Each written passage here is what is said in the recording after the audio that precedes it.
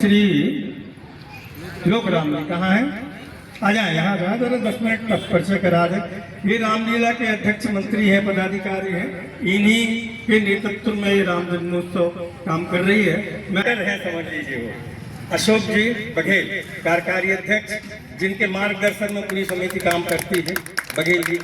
बघेल जी कुछ हो ना हो, पदस्थ हो ना हो, मगर राम जन्मोत्सव को लेकर रात समिति के यशस्वी मंत्री डॉक्टर भूपेंद्र आ जाए। आप भी आए, हमारा भी आशीष मिल जाए जी बघेल साहब का। हाँ आ जाओ, आप भी आ जाओ। धनवंतरी नगर में इस राम जन्मोत्सव शोभा यात्रा को लेकर एक ऐसे व्यक्ति की आवश्यकता। सामने बैठी मातृशक्ति, सबको नमन। श्रीमती चौबे, क्या नाम है? दीक्षित, चंद्रा जी दीक्षित। बहुत पुराना संबंध है पर अभी नाम ध्यान से निकल गया। विद्या केवल, मधुबाला जी तिवारी, अनीता मिश्रा जी, श्रीमती ज्योति मिश्रा जी, नीना, सभी पदाधिकारीगण, राजेंद्र प्यासे जी, सुरेश जी तिवारी, हरीश जी मनोजा, मुख्य ये भी बड़े चुनाव अधिकारी हैं, अनन्य भक्त हैं भगवान राम के, मदन गोपाल पटेल। आप सबका एक बार खूब हार्दिक। जब श्री रामलीला समिति गढ़ा का रजत जयंती वर्ष मनाया गया 1991 में, तब गढ़ा के अंदर में इस बात का अभाव था कि राम जन्मोत्सव पर, रामनवमी पर कोई राम जन्मोत्सव की शोभा यात्रा नहीं निकली। मेरे मन में आया कि एक शोभा यात्रा, भगवान का जन्मोत्सव मनाना भी चाहिए, तो एक अभाव समिति के अंदर था, उसकी भरपाई हुई। तो कई बार यहाँ से प्रारंभ किया, वहाँ से प्रारंभ कैसे किया। उत्सव के 25वें वर्ष यानी 2016 में यहाँ से वो शोभा यात्रा प्रारंभ हुई। एक वर्ष पहले हो गई 15 में, और वो 15 में हो गई, और उसी समय इसकी रजत जयंती वर्ष है 25वां वर्ष बहुत धूमधाम से मनाया गया। और उस शोभा यात्रा की विशेषता थी कि संस्कार खाने के जितने परम पूज्य श्रेष्ठ संत थे, वो लगभग 22-23 संत, पूज्य संतगण उस शोभा यात्रा में निकले थे। तब से ऐसी संत कृपा प्राप्त है कि यह कार्यक्रम दिनों दिन वर्ष प्रतिवर्ष अपनी प्रगति की ओर है, समृद्धि की ओर है, और समृद्धि की ओर होने का कारण ही मात्र संत कृपा है। भगवान राम का जन्म पूरा देश और दुनिया के अंदर जहाँ हिंदू है, वहाँ बहुत आस्था, भक्ति भाव, श्रद्धा के साथ मनाया जाता है। घर घर में मनाया जाता है, सार्वजनिक तौर से, सार्वजनिक स्थल पर सामूहिक तौर से भी मनाया जाता है। पूरा हिंदू समाज अपने आराध्य देश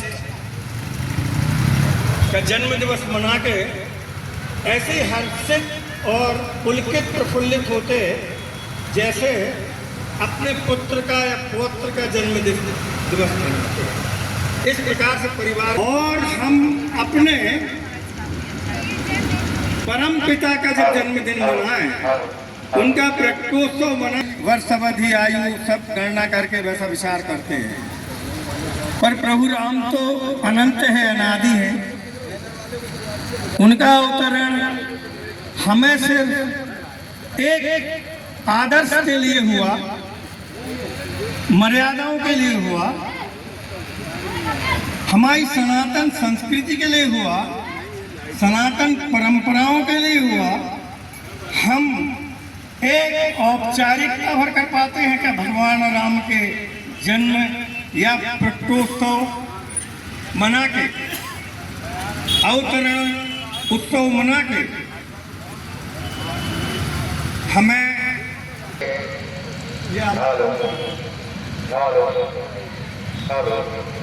करना, उसको टेस्ट कर लेना 5 मिनट।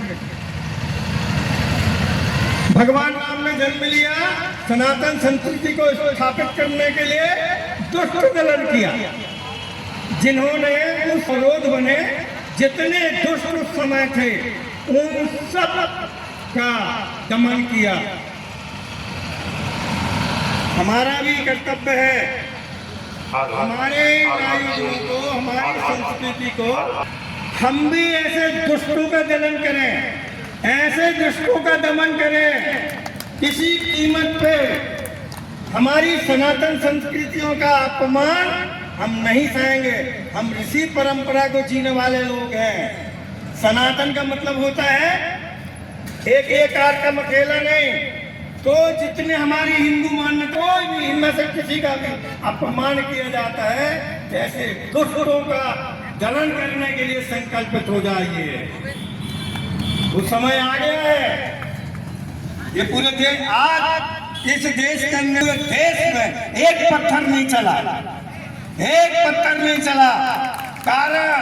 कारण सनातन का संगठित